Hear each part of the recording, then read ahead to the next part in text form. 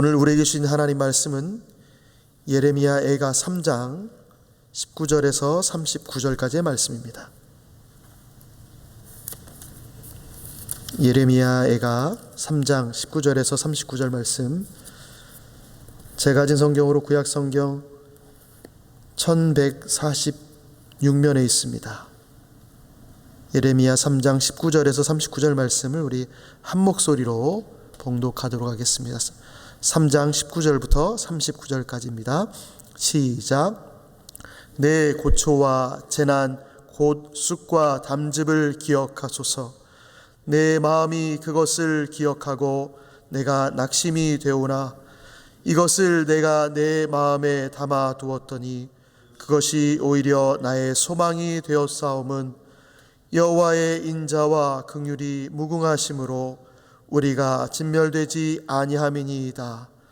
이것들이 아침마다 새로우니 주의 성실하심이 크시도소이다. 내 심령에 이르기를 여호와는 나의 기업이시니 그러므로 내가 그를 바라리라 하도다. 기다리는 자들에게나 구하는 영혼들에게 여호와는 선하시도다. 사람이 여호와의 구원을 바라고 잠잠히 기다림이 좋도다. 사람은 젊었을 때에 멍에를 매는 것이 좋으니 혼자 앉아서 잠잠할 것은 주께서 그것을 그에게 메우셨음이라. 그대의 입을 땅에 티끌에 댈지라. 혹시 소망이 있을지로다. 자기를 치는 자에게 뺨을 돌려대어 치욕으로 배불릴지어다.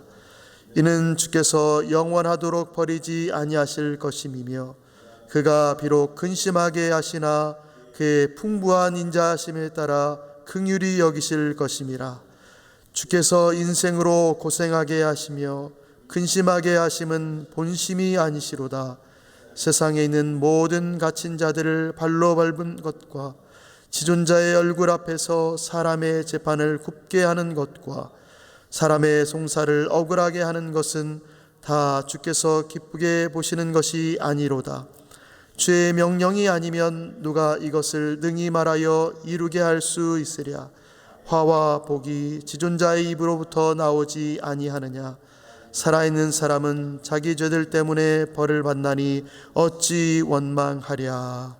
아멘. 예레미야 애가는 탄식시입니다. 그 내용의 절정이 어디서 이루어지는가? 예루살렘 성의 파괴 상황에서 가장 잘 드러납니다. 시인은 예루살렘의 비참한 상황을 바라보면서 비참한 심정을 견디지 못하고 그 비참함을 슬퍼한다라고 표현합니다. 예루살렘과 자신을 동일시하면서 예루살렘의 비참함을 자신이 당하는 고난처럼 그 고통을 온몸으로 경험합니다. 그 절망을 경험하면서도 시인은 절망에서 멈추지 않고 소망을 발견합니다. 시인이 말하는 소망이 무엇인가? 시인이 말하는 소망은 고초와 재난을 마음에 두는 것입니다. 고초와 재난을 마음에 둔다는 것은 이 고난에 매몰되지 않고 이 고난을 주신 이유를 돌이켜 본다는 것입니다. 고난을 당하면 그 고난 때문에 내 삶이 무너지기 마련입니다. 그런데 시인은 그 고난 때문에 무너지지 않고 의지적으로 이 고난이 나에게 주어진 이유가 무엇인가를 끊임없이 생각했다는 것입니다. 고난을 주신 이유를 곱씹으면 고초와 재난 속에서 소망이 싹트게 됩니다. 왜 고초와 재난을 곱씹으면 소망이 싹트게 될까? 고난을 다시 한번 곱씹으면 고난에 매몰되는 것이 아니라 이 고난이 어디서부터 왔을까? 왜 왔을까? 이 고난이 주어진 이유가 무엇일까? 계속 고민하다 보면 하나님은 이유 없이 고난을 주시지 않는다는 사실을 마주하게 됩니다. 하나님께서 나에게 이 고난을 주신 이유가 있겠지라는 것을 깨닫게 되는 것입니다. 그렇기 때문에 소망을 싹틀 수 있습니다. 또 고난을 계속 곱씹다 보면 하나님은 당신의 자녀를 내버려 두시지 않으시지라는 사실을 다시 한번 알게 됩니다. 나의 지난 과거를 볼 때 하나님은 늘 함께 하셨지. 내 삶에 늘 함께 하셔서 고난 속에 그냥 내버려 두시지 아니하셨지. 나를 고아와 같이 버리지 아니하셨지라는 사실을 마주하게 될 때에 소망을 갖게 됩니다. 고난을 주신 이유가 있겠지, 나를 가만 내버려 두지 아니하시지 라는 이 사실 앞에 하나님에 대한 신뢰가 생기게 됩니다. 그러니 고초와 재난이 오면 그것이 내 마음속에 기억하고 내 마음에 낙담이 아니라 내 마음에 담아두면 하나님을 신뢰하는 방법이 되는 것입니다. 그러니 하나님을 신뢰하는 신자라면 고난이 오는 것을 두려워하지 않아야 됩니다. 고난이 오는 것을 반겨 맞을 수는 없습니다. 고난을 좋아하는 사람은 없습니다. 인생이 계속 고난의 연속인데 그것을 누가 즐겨 하겠습니까? 그러나 고난이 올 때에 피하지 않을 수는 있습니다. 고난이 올 때에 원망하거나 불평을 잠깐 할 수 있지만 그것 때문에 내 삶이 무너지지 않을 수 있습니다. 스스로를 자책하거나 또한 스스로를 위로하지 않아도 됩니다. 하나님이 주신 고난을 주신 이유가 있겠지, 하나님이 나와 함께 하시라는 이 사실 앞에 고난이 얼마나 클지라도 지금 당장 하루하루를 버텨낼 힘이 되는 것입니다. 고초와 재난 가운데서도 고난을 준 이유를 곱씹으며 이유가 있겠지, 하나님 나와 함께 하시잖아, 이 사실을 알게 되면 하나님을 더욱더 신뢰하게 되고 그 하나님의 뜻이 어디 있는지를 찾게 되고 그 하나님의 뜻을 자꾸 확인하게 됩니다. 때로는 그것이 나에게 명확한 답이 되지 않을지라도, 그 답이 10년이 지나서 깨닫게 될지라도 하나님은 언제나 나를 향한 뜻이 있고 계획이 있다는 사실 앞에 다시 한번 신뢰를 하나님께 쌓게 됩니다. 시인은 지난 고난의 시간 속에서 소망을 갖게 됩니다. 이것이 나의 소망이 되었습니다. 소망이 되었는데 그 근거를 어디서 찾는가? 22절 말씀인데 우리 예레미야가 3장 22절 말씀을 함께 읽겠습니다. 22절 같이 읽습니다. 시작. 여호와의 인자와 긍휼이 무궁하심으로 우리가 진멸되지 아니함이니이다. 아멘. 하나님은 언약적인 관계를 파괴한 유다를 심판하십니다. 당연하죠. 이 언약을 깨버린 이 유다를 가만 내버려 둘 수 없습니다. 그런데 신이 얘기하는 것은 무엇이냐면 하나님께서 유다를 심판하셨는데 자신과 유다가 완전히 진멸되지 않았다는 것입니다. 하나님의 심판이 얼마나 무서운지를 끊임없이 봐왔는데 자신과 유다는 진멸되지 않았습니다. 고난의 연속적인 인생이지만, 절망뿐인 인생이지만 시인은 그 가운데서도 하나님의 인자와 긍휼이 무궁하시다는 사실을 깨달은 것입니다. 나를 향하여 심판하시지만, 나를 책망하시고 징계하시지만 하나님이 나를 영원히 진멸하지 아니하셨다. 이 사실 앞에 그 하나님이 어떤 분이신가, 인자와 긍휼이 풍성하시다, 무궁하시다, 이 사실을 깨닫게 된 것입니다. 이를 알게 되면, 우리 하나님이 인자와 긍휼이 무궁하시다는 사실을 알게 되면 고달픈 인생을 살지라도, 삶은 여전히 고달플지라도 새로운 소망을 품게 됩니다. 지금까지 고난이 너무나 힘든 것, 오늘까지도, 아니 어제까지도 당장 힘들고 지금 아침에도 힘들지만 그 하나님을 신뢰하면 신뢰한 만큼 다시 한번 나를 살게 하실 하나님을 바라보게 됩니다. 소망을 품게 됩니다. 새로운 아침을 맞게 된다라고 이야기합니다. 여호와가 삶의 근거이고 소망이시기에 그분을 바랄 수밖에 없습니다. 과거의 고난이 나를 힘들겠지만, 그것이 10년 전의 일이고 20년 전의 일이었지만 지금 돌아보니 그 하나님이 나에게 이 고난을 통해서 무엇을 알려주셨는가를 알게 되면 10년의 시간이 20년의 시간이 헛된 것이 아니라 그 시간을 통하여 하나님을 신뢰했던 시간들이 다시 한번 확신을 갖게 되는 것입니다.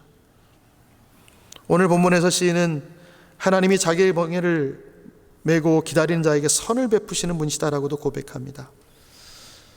하나님은 징계하시는 분이시기에 멍에를 지우시기도 합니다. 징계로 주시는 멍에가 있습니다. 그렇지만 또한 약한 자들을 단련하기 위해서, 약한 자들을 다시 한번 굳건하게 세우기 위하여서도 멍에를 지우시기도 하십니다. 이 멍에는 고통을 주려는 것이 아닙니다.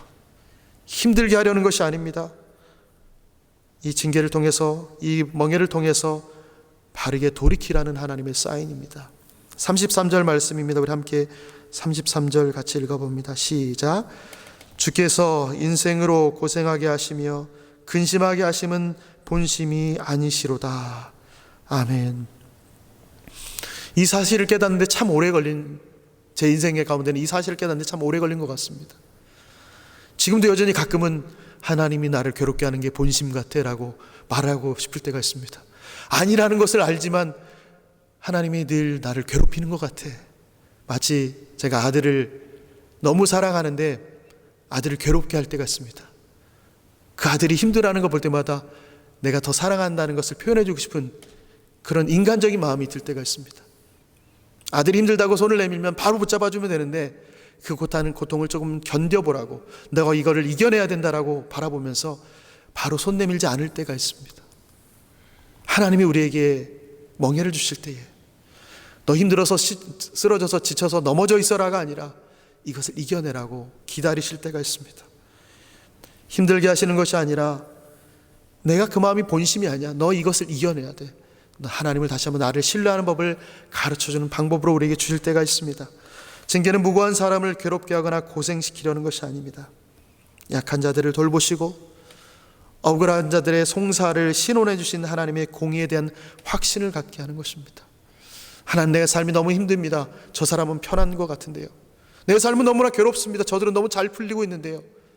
이것이 아니라 하나님의 공의가 있다는 사실을 그들을 통하여 또한 스스로를 깨닫게 하시는 하나님의 사랑입니다.